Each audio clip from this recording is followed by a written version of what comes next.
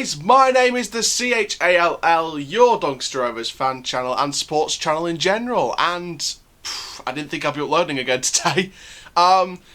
Big news, big news, transfer analysis today. We are going to be doing a DRFC transfer report as well, where this story will be reported on, as well as another story about the aftermath of signing Tulloch. So there will be a transfer reports video again today as well as this. And yeah, this is a transfer analysis because we've got someone on a short-term deal, short-term contract up until January 2021. Welcome back, born club, hometown boy, Andy Butler.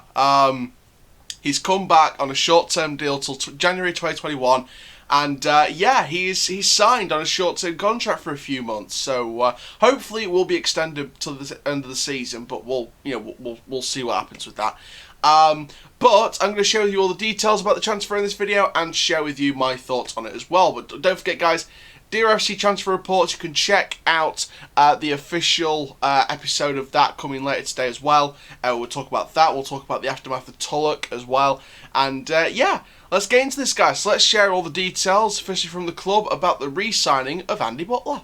So the club have stated on their official website, Rovers have re-signed the experienced defender Andy Butler on a deal until January 2021. Now, the former club captain joins after impressing while on trial with Darren Moore's side throughout the summer, and he returns to the Keepmoat after a year in Sky Bet League 2 with Scunthorpe United, during which time he took over as manager of Doncaster Rovers Bells.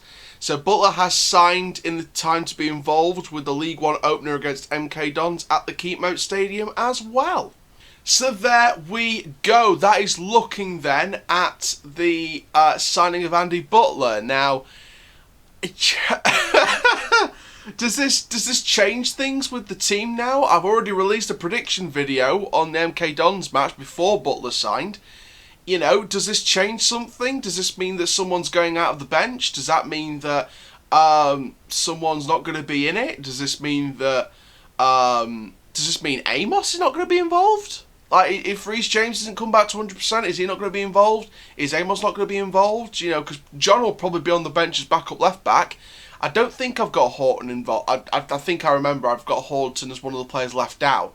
If he's not left out, then I think Butler will place him on the bench. But I could be wrong. I could be wrong. But it should be interesting to see what's going to happen with it. I definitely think the defenders I've got on the bench are Jones and John, and James, left back and centre back.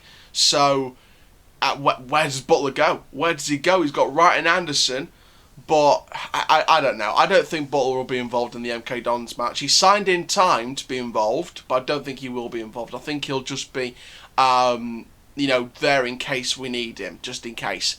But what do I think of this signing? Well, to be fair, I do think it's an extra centre-back and it's another signing for squad depth, in my opinion. Now, Andy Butler, people can come out and say, oh, he was an average defender, he was alright, it wasn't anything special.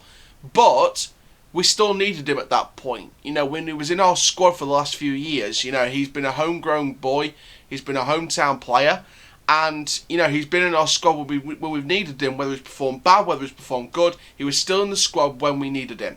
And to have him in the squad, even if it's just for a few months, up until January, and then maybe the plan with the recruitment is we're looking at another centre-back in January, maybe. So when Butler leaves his contract, or if he doesn't extend that contract till the end of the season at least, then we could be looking for a centre-back in January to replace him in the team. So, the club have a plan. I 100% trust in the process of what the club's trying to do. The fans that have got a brain cell trust the process as well. And, I definitely think that, like I said, the club's got a plan with this. So, Andy Butler, welcome back to the club that loves you, the club that loves you back. And, you spent some time in League 2, you've trained with us and got some fitness back, and, you're on a short-term contract now until January. Hopefully it's extended to the end of the season if you do well in those few months. And, yeah, hopefully Butler will stay with us. And, I think Andy Butler's one of those players that I hope retires in terms of playing career with us. I hope he stays at Doncaster now until he retires, so we can keep him. it's just a bit of loyalty and things like that. But just sort of, summarise this, I think the strengths of him, he's got that veteranism, so I think that, and I've said this in past videos about Andy Butler, ever since he joined on trial with us, I definitely think that he'll be a help rather than a hindrance to this side, because, you've got to look at it, first of all, as squad depth, and then secondly, you've got to look at the player himself. He's a veteran, he's got years and years of experience. He can be a mentor to the youngsters like your Hornton, your Amos, your Cameron John even. He can be a good mentor to Ben Blythe. He's a good young centre-back on the rise. So I think that, for the youth academy players and the young players, the youth players in the first team, he will be a good veteran to learn from and to listen from, because I think we need another veteran voice in the dressing room. We've got the likes of Coppinger, Ben Whiteman's the club captain, obviously, so he's obviously a leader.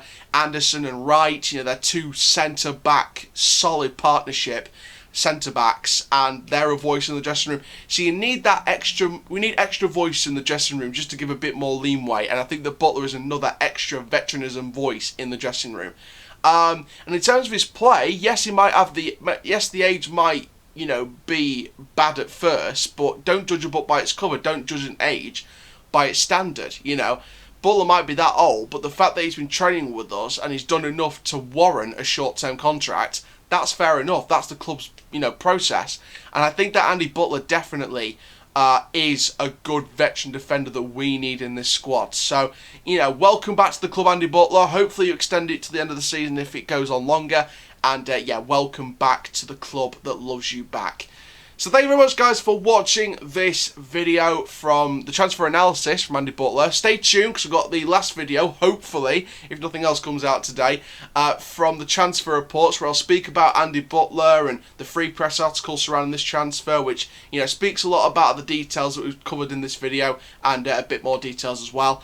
And also we're going to be talking about Rayan Tulloch in that video as well. So stay tuned for a transfer report coming later today, this evening. And for now, guys, I'm the CHALL. Please like, comment, subscribe. And for now, goodbye.